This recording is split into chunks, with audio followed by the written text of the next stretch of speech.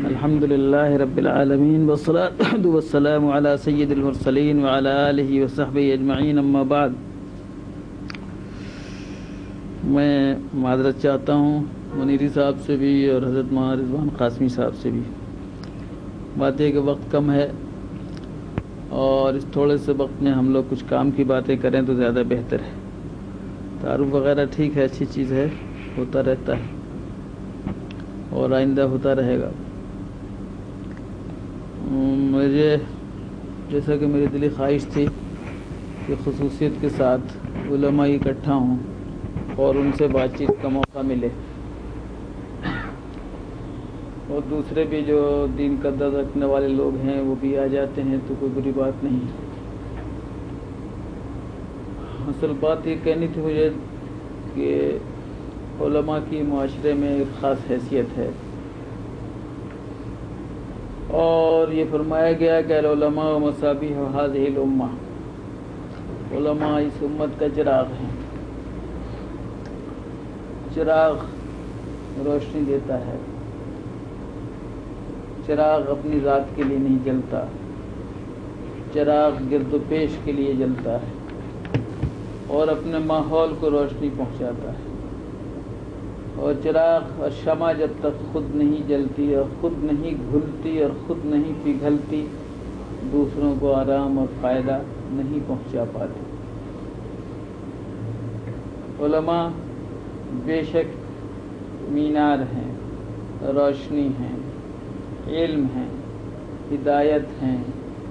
ان کے ذریعے ان کے گرد و پیش کو روشنی ملنی چاہیے، لیکن اس سے پہلے ضروری ہے کہ وہ خود جلیں اور وہ خود بھولیں۔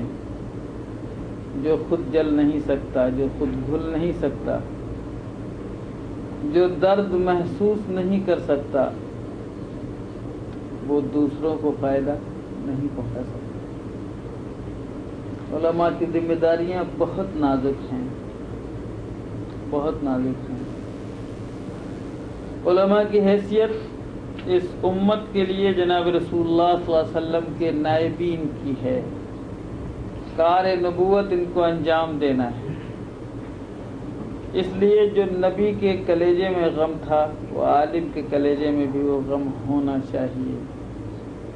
جو نبی کا علم تھا اس علم کا ترکہ بھی علماء کو ملنا چاہیے۔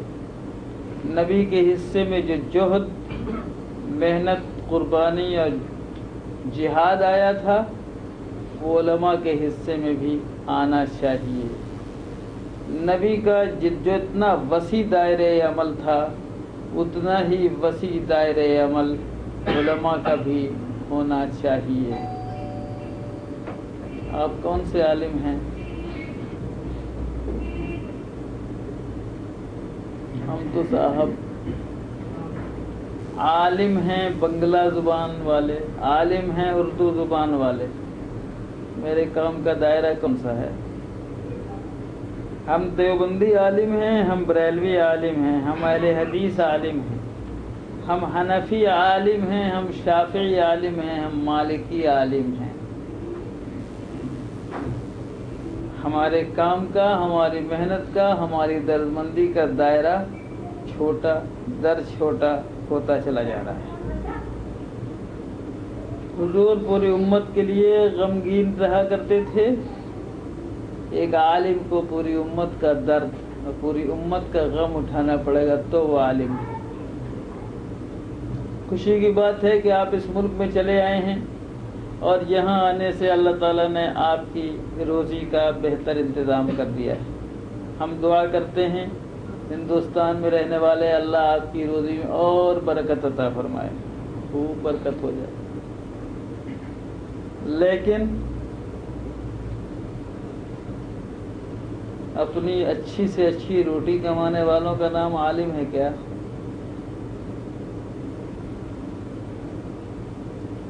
روٹی اور اس کے بعد چوکر والی نہیں، ذرا اور صاف ستھری ہو جائے اور اس پر گھی بھی لگ جائے اور اس کے ساتھ مزید کچھ پالش کا انتظام ہو جائے، سالن دسترخوان پہ بڑھتا چلا جائے، کیا یہی ہمارا آپ کا کام ہے؟ یہی ہمارا آپ کا مقصد زندگی ہے؟ اسی لیے ہم نے علم دین حاصل کیا ہے اور اسی لیے ہم نائب رسول کے مدعی ہیں۔ لہجے کی تلخی کو معاف کریے گا، لیکن کیا یہ سچائی نہیں ہے کہ ہم اپنی ذمہ داریوں کو بھول بیٹھے ہیں؟ ہندوستان میں بھی ہم مبتلا ہیں، اور ہمارے جیسے لوگ جو تھوڑا بہت ملی اجتماعی کاموں سے دلچسپی رکھتے ہیں، ان کا سب سے بڑا مسئلہ یہ ہے کہ امت کا درد رکھنے والے، غم کھانے والے، فاقہ کرنے والے، سوکھی روٹی کھا کر اور پیون لگا ہوا کپڑا پہن کر گزر کرنے والے، لیکن اللہ کے دین کے لیے کام کرنے والے علماء مفقود ہوتے چلے جا رہے ہیں۔ آج کے وقت کا سب سے بڑا یہ المیہ ہے۔ میں یہ نہیں کہتا کہ تم بھوکے ہی مرو، مگر میرے لیے مسئلہ ضرور ہے کہ ہم کیا کریں۔ ایک اچھا مدرس ہو سکتا ہے، ایک اچھا مفتی ہو سکتا ہے، ایک اچھا قاضی ہو سکتا ہے، ایک اچھا محقق ہو سکتا ہے، ایک عالم، لیکن وہ مدرسوں میں تنخواہ کہاں ملے گی؟ دارالافتاء میں پیسہ کہاں ملتا ہے؟ یہ تو الگ مسئلہ ہے ہمارے سرمایہ داروں کا اور انتظامیہ کا، کہ علماء کو تنخواہ دینے میں، ان کی ضروریات پورا کرنے میں وہ نہایت بخیل واقع ہوئے ہیں۔ اور بھی بہت مسائل ہیں، لیکن یہ بھی سچائی ہے دوستو کہ ہمارا رجحان بھی اب ان ملازمتوں کی طرف ہے جہاں کام کریں یا نہ کریں سروس سیکورٹی مل جانی چاہیے، جہاں زیادہ سے زیادہ پیسے مل جانے چاہیے۔ نتیجہ یہ ہے کہ دین کا وہ سارا میدان خالی ہوتا نظر آتا ہے، جس میدان میں علماء کی آج ضرورت ہے۔ علماء کی آج ضرورت ہے۔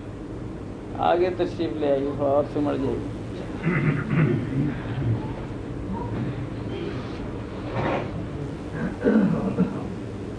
آ جائیے آگے۔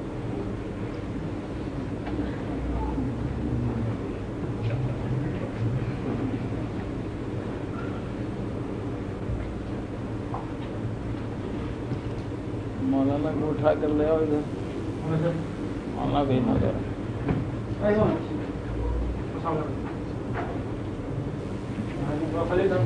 یہاں تشریف لے، ادھر جگہ، یہاں جگہ تشریف لے۔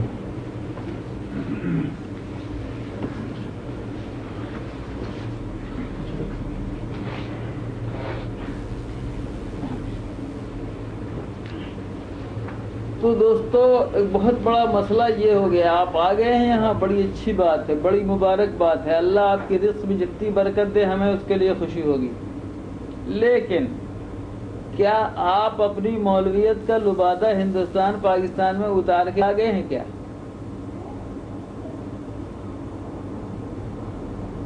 بہت آسان راستہ ہے۔ اب تو ہم روٹی کمانے آئے ہیں صاحب، پیسے کمانا ہے، مزدور ہیں ہم، لیبر ہیں۔ لیبر آتا ہے روٹی کمانے کے لیے آتا ہے۔ کیا یہ نہیں ہو سکتا کہ آپ اس اللہ تعالیٰ کے اس کرم کے اس لبادے کو ہندوستان پاکستان میں نہ اتاریں، لیتے ہوئے یہاں بھی چلے آئیں؟ ہم عالم ہیں، دین کے لیے جیئیں گے، دین کے لیے مریں گے، روزی بھی اللہ ہم کو دے رہا ہے، کیا اس میں کوئی بری بات ہے؟ کیا نقصان ہے آپ کا؟ میرے اس کڑواہٹ کو معاف کیجیے گا، محسوس کر رہا ہوں کہ زیادہ سخت ہو رہا ہوں، لیکن جو تماشے میں نے سعودی عرب سے لے کر یہاں تک تمام دیکھے ہیں، بہترین ذی صلاحیت علماء اور فضلاء ہند و پاک کے، جن سے بڑے سے بڑا کام لیا جا سکتا ہے، وہ یہاں آ کر ٹائپنگ سے پیسہ کما رہے ہیں۔ ٹھیک ہے، کماؤ، میں اعتراض نہیں کرتا، لیکن اللہ کے دین کے جوہر کو، اللہ کے علم کی اس قیمت کو جو ہمارے سلف نے، بزرگوں نے چٹائیوں پر بیٹھ کر فاقہ کشی کے ساتھ بھوکے مر کے پڑھا کر، بھیک مانگ کر ہمارے اور تمہارے لیے، صاف بات کہو، جن مدرسوں میں ہم پڑھا ہے وہاں مدرسوں میں ہمارے ذمہ داروں نے کیا کیا؟ ہم کو کھانا کھلایا، ہمیں کپڑے پہنائے، जाड़ों में हमें लिहाफ दिया, हमारे लिए दरसगाह का इंतज़ाम किया, हमारे लिए बिजली और हीटर का इंतज़ाम किया और मेहनत से इल्म और दीन हमको पढ़ाया। और इसके लिए वो जलील हुए इन सरमाएदारों के सामने, गली गली गए, दरवाजे दरवाजे गए, जगह जगह ठोकर खाई, हाथ फैलाया, भीख मांगा और भीख मांग के लाके हमें खिला के पढ़ाया और लिखाया। क्या इसलिए दोस्तों कि तुम कुछ बहुत ज्यादा अच्छे कमाने वाले और रजुल कासिब बनकर और अच्छे लेबर बनकर यहाँ वहां जाके दौलत कमाते फिरो? तुम टाइपिस्ट बनकर तुम पैसे कमा लो, तुम हासिब आली के आदमी बन गए, बड़े खुश हो। आज हिंदुस्तान और पाकिस्तान के मदरसों में सन्नाटा हो, अच्छा मुदर्रिस न मिले, हिदाया को समझने वाला आदमी न मिले, मिशकात और बुखारी को सही तौर पर पढ़ाने वाला न मिले, मदरसों के अंदर तलबा की तरबियत करने वाला न मिले, अवाम बिगड़ते चले जाएं, मुसलमानों के हालात खराब होते चले जाएं, उनका दीनी हिस्स मरता चला जाए, उनके बीच से नमाज चली जाए, उनके बीच से दीन का सही समझ चली जाए। क्या यही तालीम थी मोहम्मद कासिम नानौतवी की? क्या यही तालीम थी महमूदुल हसन की? क्या यही पढ़ाई थी हमें जनाब वाला शेखुल इस्लाम हुसैन मदनी ने? क्या यही पढ़ाया था मौलाना मोहम्मद अली मुगेरी ने? क्या यही पढ़ाया था रशीद अहमद गंगोही ने? हम ये पूछना चाहते हैं कि जो हमारे बुजुर्गों और सलफ उलमा ने क्या किया, उन्होंने अपनी रोटी का बेहतर इंतजाम किया कि नहीं किया? अगर मोहम्मद कासिम नानौतवी की ये कहानी महज कहानी है तो सुनो, क्या किया था उन्होंने? यही तो किया था कि 5 रुपए माहाना उनकी तनख्वाह थी और जब वालिदा मर गई तो उन्होंने 2 रुपया कम कर दिया कि 3 ही रुपया काफी है। वालिदा जिंदा थी तो 2 उनको देना पड़ता था, अब ये 2 मेरे पास जायद हैं, अब मदरसे से मैं 3 ही रुपए लूंगा। क्या कासिम नानौतवी की कहानी महज इसलिए है कि बाद में सुनाई जाए, या हमारी तुम्हारी जिंदगियों को बनाने के लिए भी इस पर कुछ सोचने की जरूरत है या नहीं है? मैं फिर आपसे कहता हूं कि मैं आपकी रोटी का दुश्मन नहीं हूं। जितनी रोटी कमा सके कमाइए, अल्लाह ताला आपको जितनी रोटी दे बहुत खुशी की बात है। लेकिन मैं इतना जरूर कहना चाहता हूं दोस्तों कि हमने कम से कम जिन उलमा से पढ़ा लिखा सोचा समझा है वो उलमा थे जिन्होंने एक तरफ मदरसों में बैठकर हमें इल्म दिया, दूसरी तरफ सारी कायनात की उम्मत मुस्लिमा के लिए 24 घंटा फिक्रमंद भी रहे। वो चाहे हिंदुस्तान की आज़ादी की लड़ाई हो या ईसाइयत का मुकाबला हो, बिदात और शिर्क को मिटाने की कोशिशें हों, मुसलमानों के माशी हालात को संवारने की बात हो, मुसलमानों की जिंदगी के दूसरे इज्तिमाई मामलात हों, जिंदगी के किसी मामले में वो उलमा गाफिल नहीं रहे। उन्होंने हमें ये सबक दिया है कि आलिम रसूल का नायब होता है, रसूल उम्मत के जुमला शऊन के लिए 24 घंटा फिक्रमंद रहता है। आलिम वही आलिम है, नायब वही नायब है जो असल का इल्म भी रखे, असल का काम भी करे, असल की फिक्र भी रखे, असल का यकीन भी रखे। बस अगर जनाब रिसालत मआब सल्लल्लाहु अलैहि वसल्लम का फिक्र, हुजूर की दी हुई, हुजूर का गम, हुजूर के सोच का दायरा, हुजूर की मेहनत का मिजाज अगर इस उम्मत के अंदर नहीं तो कैसे होगा?